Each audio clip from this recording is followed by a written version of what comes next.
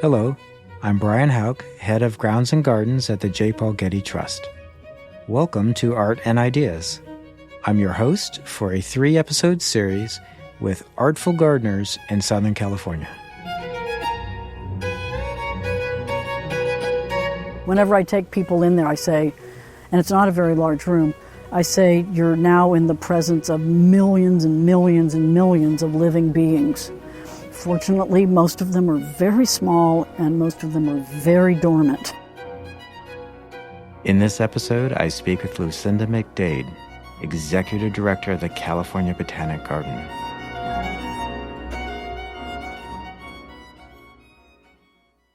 In California, there are roughly 6,500 native plants. Many are found only in California.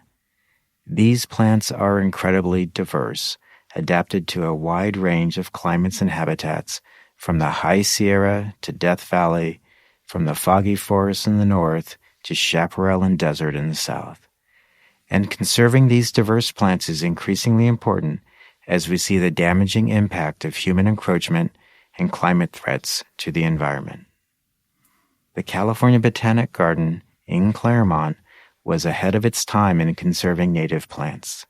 Founded by the visionary Susanna Bixby Bryant in the 1920s, the garden now serves as a critical home to rare plants from across the state, as well as a seed bank. Susanna Bixby oversees the garden. I recently got a chance to walk through it with her and nerd out about our favorite California native species. Lucinda, it's good to be here with you today. It's very good to have you here. Your title is Executive Director of the California Botanic Garden. Mm-hmm. How long have you been in that role? Very close to 10 years. I started as interim executive director and then became executive director. As I joke, the trustees asked me to lose the interim part of the title about 6 months after I became interim executive director. But I have been at the garden since 2006. I came as director of research. We just walked through the front entrance of California Botanic Garden. Can you tell us a little bit about what we've walked into? We call this the California Welcome Garden, and we redid it just a very short time ago, interestingly enough, when we were summoning our courage to reopen after being closed completely for, 2 months owing to COVID. We realized that this part of our garden was the narrowest part, and it's the part that everybody walks through. Sure. We have an 86-acre big funnel-shaped area, right? And then this little skinny neck that we were putting everybody through. And so we widened it, and we improved it, and we replanted it. It had been planted to desert. There were a lot of spiky things right up by the trail, and we didn't think it was all the world's most friendly, welcoming. So you're in the California Welcome Garden. You are coming in. We love this because you have a beautiful view of the San Gabriel Mountains, snow-covered in the winter, just spectacular. And then this leads to what we call our Southern California Gardens areas, which are strung like jewels on a bead out to a new area that we just finished called the Forest Pavilion. All right. Well, let's keep going. All right, I'm going to stop right here because we just passed this Mahonia. Uh-huh. Berberis now. They're all berberis. Oh, this shows my age. I don't usually see a clump this large. Uh-huh. This looks fantastic. They do look good, don't they? They are growing actively and they look very, very happy. Yeah. But when I think of Mahonia, I think of the Pacific Northwest. Mm-hmm. I don't think of Southern California. Oh, we have lots of native berberis. Lots. In fact, one of the most spectacular is this one right here. We passed it without noticing it? This is a berberis. Really? Yeah. You'll convince yourself that it is when you touch a leaf. It's sufficiently pokey and prickly. Yeah, pokey, yeah. This is Berberis navinii, which is actually an endangered species. There's hardly any in the wild. We had a project, one of our staff crawled all over Southern California looking for individuals of this thing that were reported to exist, and found quite a few of them, but not really very many. Here at our garden, it plants itself, or rather birds plant it because they're bird dispersed. It's interesting. I know this plant, but I've never seen one this large. They're huge. They are kind of obscenely large here. It's a little frightening. The California flora is absolutely amazing. because there's just a number of genera, like Berberis, that absolutely go crazy here and make bazillions, dozens and dozens of species. Manzanitas, there's 60 or 70 species of manzanita in California. I don't know how many Berberis there are, but there's quite a few.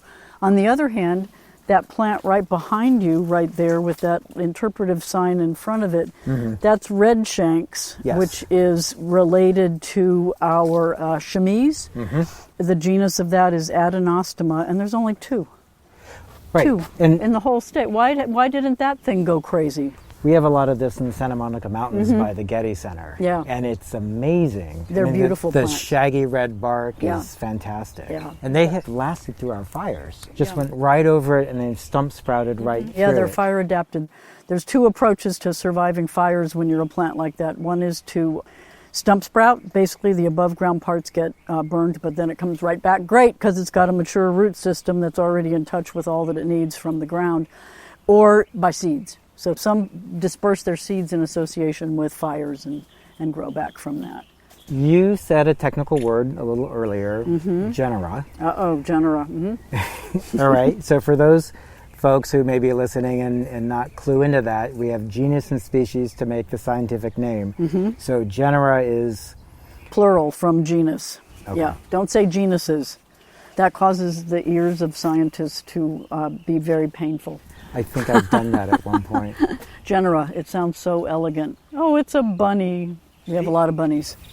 I'm also going to back up to say, if I was going to start learning about Southern California plants, most people might be aware of the USDA zones. I know we don't always use that in Southern California. In my understanding, the most popular sort of go-to are the sunset zones. But what would you recommend to somebody if they were trying to learn about California's zones? So in California, and this is even up to the Bay Area, it's not so much how far north you are, but how far inland you are. We're only, 50 miles inland from the coast here, and still our winters are much colder and our summers are much hotter than right by the coast. And that's the same if you go up to San Francisco and go 50 miles inland. The winters are much colder and the summers are much hotter. But San Francisco has a very moderate climate, right? And also elevation, of course, because we have a wonderful state that's full of mountains. You know, the tool that we are recommending more and more to people for what they should plant in their area is called Calscape. It's a digital tool that is made available to us by the California Native Plant Society. You can put in your zip code and it will sort of generate a list of suggested plants for you and a little bit more information, and you can refine the list quite well. So, Thank you for that. yeah, you bet. Your name used to be the Rancho Santa Ana Botanic Garden. Yeah. And you've changed your name to the California Botanic Garden. Can you tell me how that happened and why that happened? Absolutely. So we were called Rancho Santa Ana because we were founded on the ranch of Susanna Bixby Bryant's family, which was in Orange County, but not in Santa Ana. It was near Yorba Linda. But we were there in Orange County near Yorba Linda until the late 40s. In the 40s, a couple of terrible things happened. One is that there was a horrible Santa Ana-driven fire that burned a huge part of the garden and killed a lot of the plants. So that must have been devastating to deal with. Sure. And then Susanna died unexpectedly in, I think, 1947. She wasn't that old. She wasn't understood to be in poor health. She had taken a trip up to Santa Barbara and she never went home. And so all of a sudden, the founding sort of central organizing principle for the garden was gone.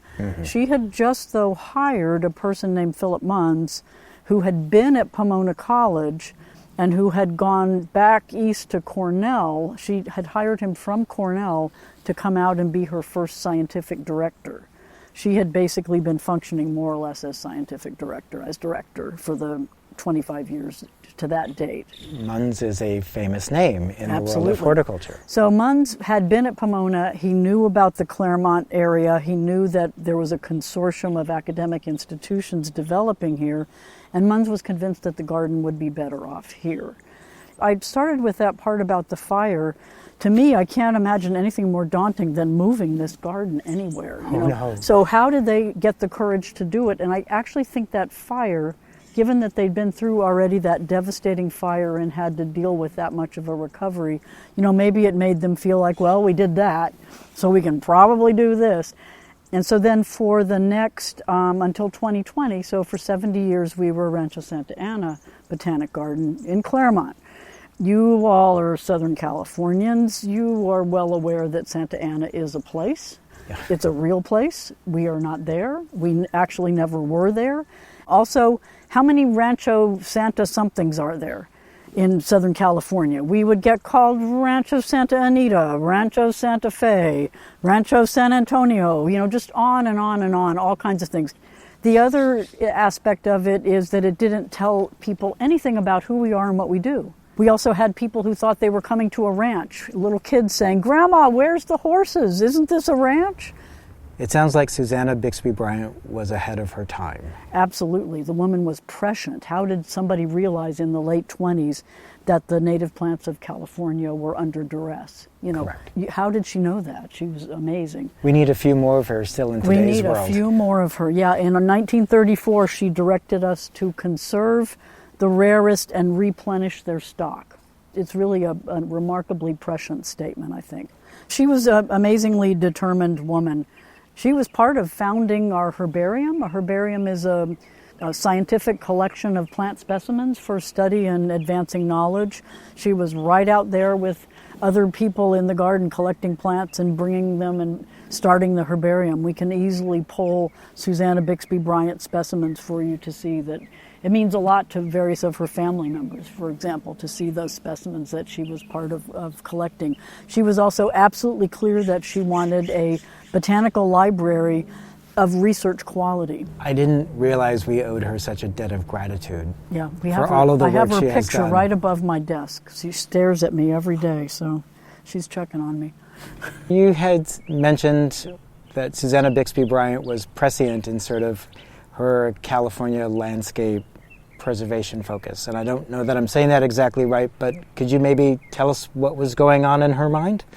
I'm not sure I can tell you what was going on in Susanna's mind, but I can tell you that when she had this idea to found a garden that would be devoted uniquely and only to California native plants, she consulted a huge number of people all across North America. She consulted people at Berkeley, she consulted people at Harvard, she consulted with Jepson, who's like the father of the California flora, and as I understand it, they unanimously told her that it couldn't be done. That what she wanted to do shouldn't be done, it wouldn't work, she couldn't pull together plants from across the state in one place. Furthermore, she had the I think at that time, very novel idea that part of the garden should be planted to plant communities, the plants with which the plants occur in nature. Yes. And you know, you've been to European gardens where they have the roses, and then they have the crassulaceae, and then they have they're kind of organized taxonomically. Correct, which is how the scientific naming sort of came through. That's right. That was a natural extension of what was done before. That's how Linnaeus's garden is organized. And so they sort of wanted her to do something like that, and she's like, no, not doing that. And so we have this great quote from her that she must have written or said this sometime in the mid-20s, just as she was really getting going. She said, "And now, having listened to all of this very sage advice in the traditional female manner, I am going to do exactly what I intended to do from the beginning." It's brilliant. It's absolutely terrific, yeah. So yeah, she went ahead and basically did it. Well, it's such common sense. Yeah. I mean, it's so surprising now that seems novel or revolutionary, because that is such the right approach that we're doing now. Exactly. It makes such sense. Exactly, yeah. As I said, we're the largest garden in the world devoted to California native plants. We have the entire state as our purview. Susanna directed us to grow as many plants of the state of California as we could on our site in Southern California. And that's obviously a work in progress to understand which those are. We are still exploring our site here. We actually have kind of a complicated and interesting site related to that, which is Indian Hill. That's actually Indian Hill Mesa. It's a giant clay lens, stranded lens from the San Gabriels. So this used to be connected to the San Gabriels and everything else washed away but that giant chunk of clay. I didn't know that's where the name came from. That's where the name came from. So we have a north-south running giant chunk of clay, which is a different soil type. It's different soil type, greater water holding capacity than under here, which is cobble, basically. So that gives you the opportunity for microclimates that other people don't have. You get it right away. Well, that's wonderful. Now I feel like a light bulb just went off. That way's east, that way's west. So if you're here on a hot summer afternoon, where do you want to be? You want to be right here as the shade comes over and this area gets into the shade first. And we also get cold air drainage off of Indian Hill, which is a bizarre phenomenon, but it absolutely happens even in the summer. If you walk down one of our ramps, you can feel your feet getting cooler as you come down in the late afternoon. So it just retains that much moisture. It's that evaporative cooling possibly happening. Yeah, of course in the winter it's freezing when you get to the bottom and you wish you'd brought your hat and gloves. But yeah, so it's a very interesting site to work with. We don't know why, but actually a not so well kept secret is that our predecessors planted it wrong. We run to the north, basically south to north, and they decided, well, we'll put Southern California in the south and Northern California in the north. But the nicest part of our garden for people and plants is this southern part east of Indian Hill Mesa. So they put the desert here, which doesn't belong here. Got it. And eventually we'll get that fixed, but it will take a while. I know I really appreciate you claiming the state. I mean, that is your mission. That is what you're doing. So how do you do that? How do you preserve the plants of the state, conserve them? I see the plants here in the garden, but you have other ways to do that. Yes, we absolutely do. So first of all, I want to make sure you're aware that you're in a garden that also happens to be a living collection. So each one of these plants, except the weeds, as I say, was collected in the wild. We know where it came from, and we have a very detailed database that tracks it. And if we walk up to some of them and I get in the right corner of a shrub, we can find the tag. They're all mapped, they're all part of a database, and we have really detailed knowledge of where this one right here, this one that we lost in the windstorm, the seeds were collected at Torrey Pines, and it was planted in 1950. This was a Torrey pine? This was a Torrey pine. Yeah, the other thing that's interesting is that the Torrey pines that we plant here grow tall and straight and magnificent and look nothing like the Torrey pines at Torrey Pine State Park, where of course they're in the howling wind and the sea spray and all of that. So we preserve them by growing them from wild collected seeds or cuttings here in the garden. But we are the California Seed Bank. So there's a little building right over there that has 80% of the seeds of California native plants that are in seed banks anywhere. And they're right over there. So the seeds are held to have a storage of them. And I'm assuming they're refrigerated somehow? Frozen. They're frozen. Yeah. Just from my layman's perspective, you could unfreeze them and start them wherever you needed to in the future in a hospitable place. That's right, yeah. When you make a seed bank that's for a collection that's for conservation purposes, you don't just walk up to that tree and grab 50 seeds off of it. Instead, my joke or my metaphor to explain it to you is, if we're going to preserve humans, which of us do you want? And obviously you don't want just one of us, you want a sample of humans because you want our genetic diversity and our adaptability to different climates and et cetera to be represented in your little capsule of humans that you're going to save. Same with plants. We have every reason to think that plants in nature are genetically diverse. The one that's over there is different genetically from the one that's over there. And so you want to capture that genetic diversity. So we have teams, probably have a team out in the field right this minute making a conservation seed collection of something probably over in the desert, because they have had such wonderful monsoonal rains this year that the deserts are working out great for us for late summer seed banking. And what they do is they survey an area. They say, okay, it looks like we're in this area and it's maybe, 100 meters, so 300 feet by, whatever.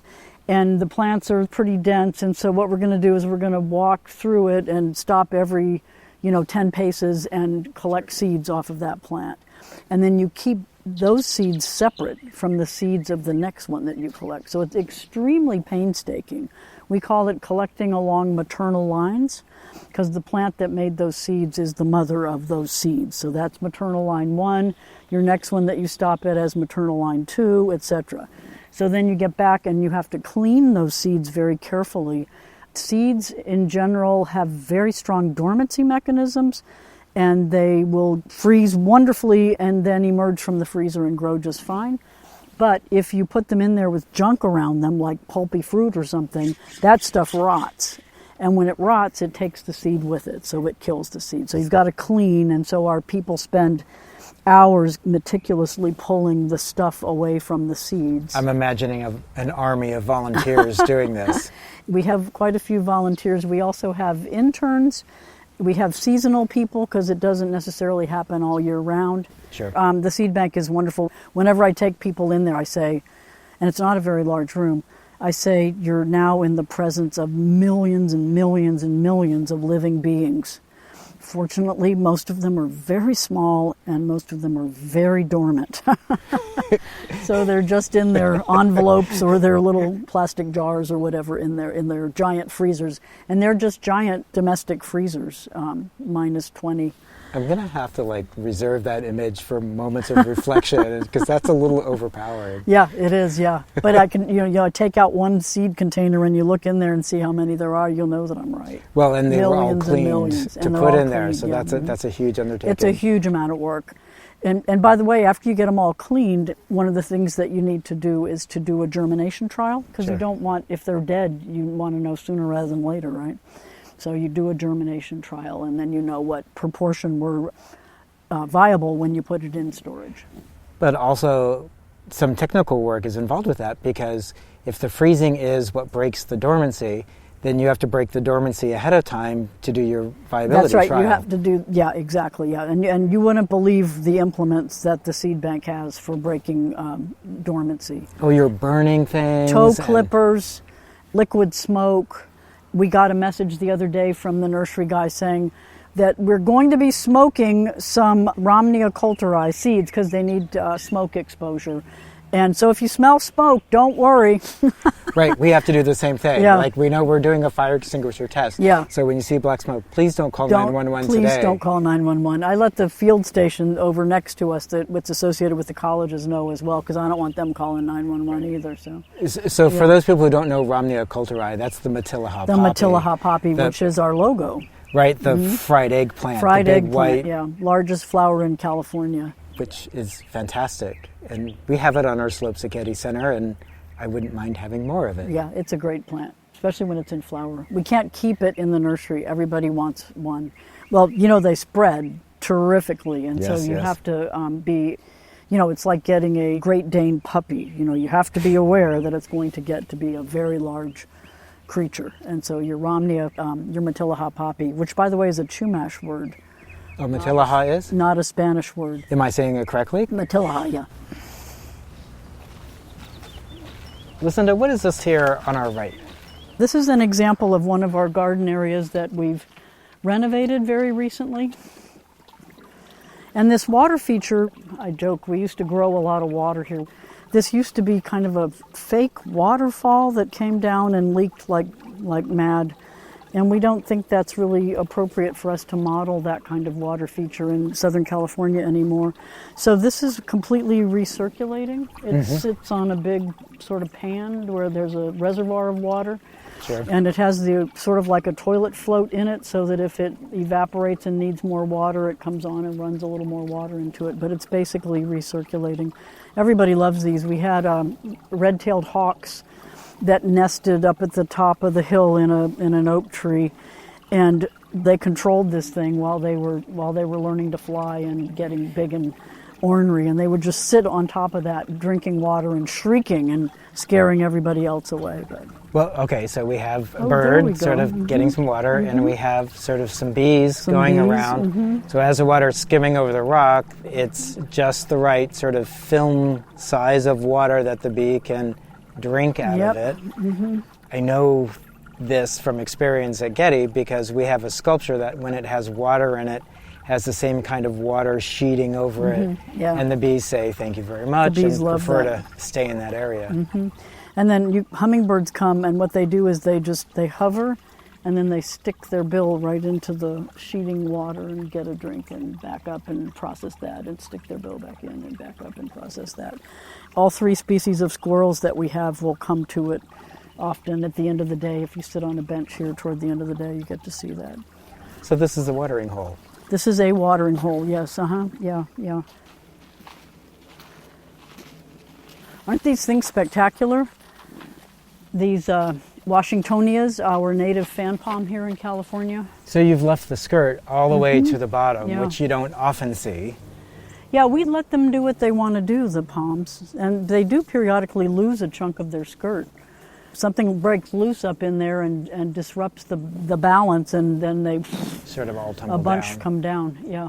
There's 20 plus in this sort of grove of them, and they're all sort of spaced apart. So this looks to me like sort of a classic oasis. Yeah, that's what it's designed to do. Yeah, and we have owls that nest in there. Many days, if you look in just the right place, you can see an owl nesting in there, or you can find an owl pellet. You touched on something about how you let the Washingtonia fan palms do what they're supposed to do. The philosophy of pruning in this garden, what would that be? I mean, I think there's value in letting plants grow as they would naturally, so we see the natural form, but I'm imagining you're not always allowed to do that, and you probably have very specific rules on when and how you prune. Yeah, we do really. We try not to let them block the paths, and then there's seasonality to it. Basically, when you prune, you cut a plant, you're telling the rest of the plant that stays there that now is the time to grow, because you're what's called releasing the lower buds on the plant by getting rid of the upper buds. And you don't want to do that at some times of the year. The last thing you want to do to a plant that's trying to go dormant because it's July and it's not going to rain or do anything for 3 or 4 more months is tell it to grow, because growing requires water and, et cetera, et cetera. So you just don't want to do that. So we time things pretty carefully when we are going to prune. But also, part of our mission really is to encourage people to take California native plants home. That's why we run a Grow Native nursery, which is seasonal, but is operating for about 8 months of the year. And so we need to demonstrate, that certain plants can be made to look, as opposed to ruly, if you will. They can be encouraged to look like they are in a well-kept garden as opposed to a wild and crazy place. Yeah, I mean, there is a different sort of design parameter around using some of these native plant materials than sort of a traditional landscape where the ornamental hedge is in place, or you're expecting a green lawn, and you kind of have to take that aesthetic and throw it out the window and understand how big these plants are going to get. Yes, and that's what we always say. Read the label. It says it's going to be 6 feet tall and 6 feet wide. It is. Believe it. Don't plant it right next to something else that's going to get 6 feet tall and 6 feet wide. I'm very guilty of overplanting. It's called overplanting, planting too densely. You want instant gratification, right? So you just put them too close together. Well, I'm a gardener, I do that too. Yeah, the thing that convinced me to try to stop doing that is that what you end up generating is a lot of green waste, which means you generate a lot for the trucks to cart off.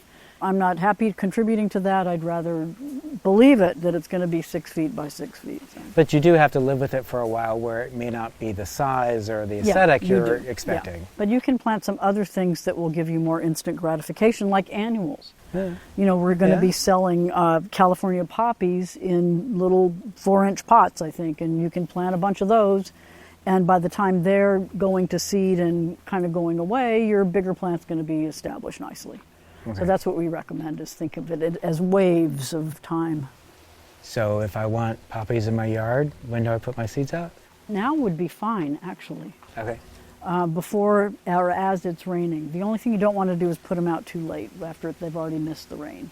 Like I wouldn't do it any later than December.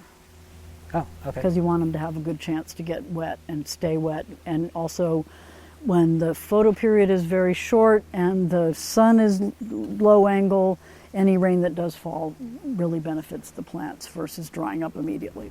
See, I thought I asked you what was a simple question, and I clearly got the scientist answer for that. Lucinda, to me, the unspoken part of your garden sort of is the educational and research aspect of it. Exactly. It's kind of what goes on behind the scenes in the big white building on the hill up there, where we have the 10th largest herbarium in North America. Herbarium is a collection of specimens of plants preserved for study and documentation and teaching, and where we have our graduate program. We do offer both master's degrees and PhD degrees. Our students are out there right this minute advancing knowledge of California native plants.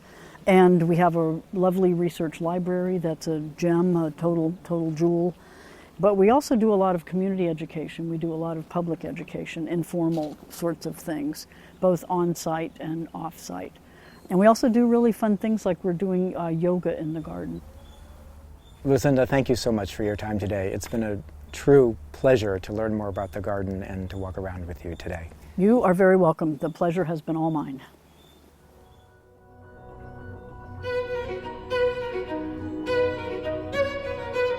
This episode was produced by Zoe Goldman, with audio production by Gideon Brower and mixing by Mike Dodge Weiskopf.